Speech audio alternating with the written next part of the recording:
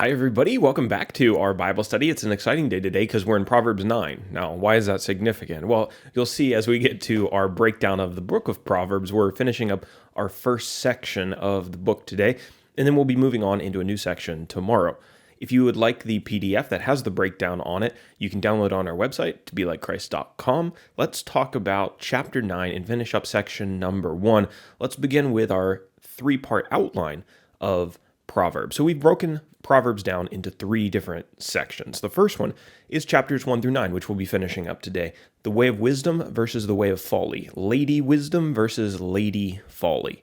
Tomorrow, Lord willing, we'll be getting into chapter 10, which chapter 10 through 29 are the Proverbs of Solomon. And then the last section is just the last two chapters, the Proverbs of a guy named Augur and a guy named Lemuel.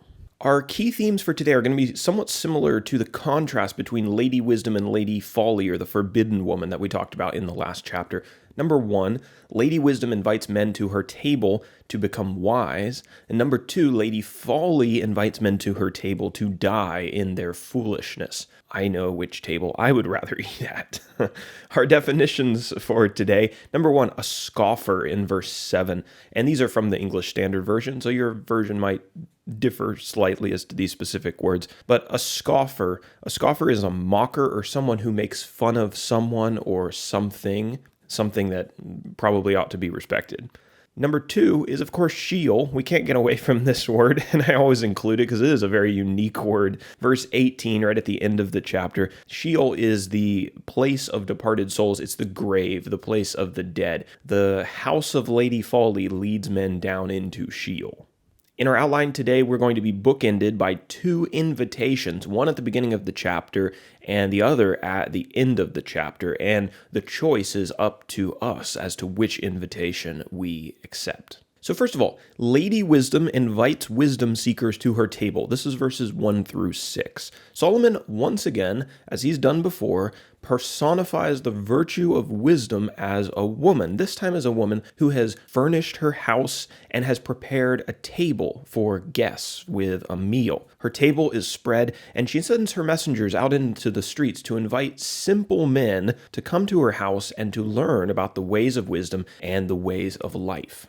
For our second section today, verses 7 through 12, we're going to talk a little bit about receiving correction, the way that correction or rebuke is received. Solomon advises his readers to be careful not to waste their time correcting fools, because it's not going to do any good. When a fool receives a word of correction, he lashes out at the one who's correcting him. A fool refuses to recognize his faults or to take responsibility for them. In contrast to that, if you correct a wise man, a thoughtful man, a man who wants to do better and walk in the way of godliness, he will accept the correction and he will use it to become an even wiser man in the future. The text says if you correct a wise man, he'll love you more for it.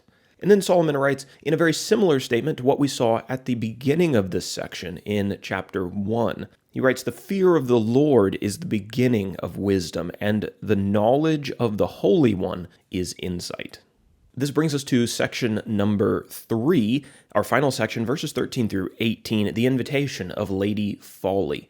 So Lady Wisdom has an invitation, and she's inviting people into her house, but there's also another invitation that's available. Lady Folly is trying to invite men to her house to learn the ways of sin. She is, as we talked about with the adulterous woman or the forbidden woman, she is seductive and she allures men through their passions, through the baser parts of themselves, not through the better parts of themselves, through the lust of the flesh, the desires of the flesh, as the New Testament will kind of refer to it as. Her house and table are furnished with stolen goods. Now, she's not like Lady Wisdom, who we talked about in the beginning, furnishes her house and her table through hard work and honest gain. Lady Folly offers what is forbidden, and she makes it look enticing, but her food is actually poison to her guests. They don't realize that her house is full of dead men's bones. So I think the quick summary of chapter 9 is that all of us are faced with two invitations. We have to accept one or the other. Are we going to spend our life pursuing wisdom, the ways of life that lead us to God, or are we going to piddle our days away chasing foolishness and passions of the flesh that ultimately are going to lead us away from God and into death? For our application today, this one is specifically geared towards women, which I don't do a whole lot of these specific to women because I'm not a woman, and so that's a little bit difficult for me. But this one was on my mind as I was reading chapter 9, and also as I kind of know what's coming. If you go to the end of Proverbs to chapter 31, that's a very famous chapter that talks about the virtuous woman, the godly woman. And that was kind of on my mind as I was reading chapter 9. So this is the application for today. There's a big temptation for women to seek attention from men using their bodies or using physical appeal, or maybe as the Proverbs writer would say in his language, with honey-glazed lips and speech that's smoother than oil, chapter 5, verse 3. But what does Solomon say about the type of men who give attention to those kinds of women? He categorizes them, those type of men are foolish men. Let's be clear, you can get attention from foolish men all day long. It's easy. It's easy to attract the simple, but are those really the men that you want to attract? Or is that the kind of man that you want to marry? So you can attract men like Lady Folly does, but they're all going to be fools. But let's look at Lady Wisdom in the way that she's presented in chapters 8 and 9. She's industrious, chapter 9, verse 1. She's hardworking, 9, verse 2. Her words are virtuous, chapter 8, verse 6. Her presence is life-giving, 8:35. And she draws those close to her closer to God, chapter 8, verse 35. And again, we're going to see this same kind of picture in Proverbs chapter 31. Lady Wisdom's invitation attracts a different kind of man, right? A man who's thoughtful, a man who's godly, a wise man. And while Proverbs 9 is not technically about how to attract a spouse, I do think that the principles that are found here are instructive in teaching us that the way that we present ourselves affects the people who will come into our lives. If a woman wants a wise husband, she'll attract him primarily through her hard work, through her virtue, and through her closeness to God. So don't fall into this trap that Satan and the world have gotten so many women with, is that all attention is good attention. It's not. Attention from fools is worthless. Attention from a wise man, though, is something else.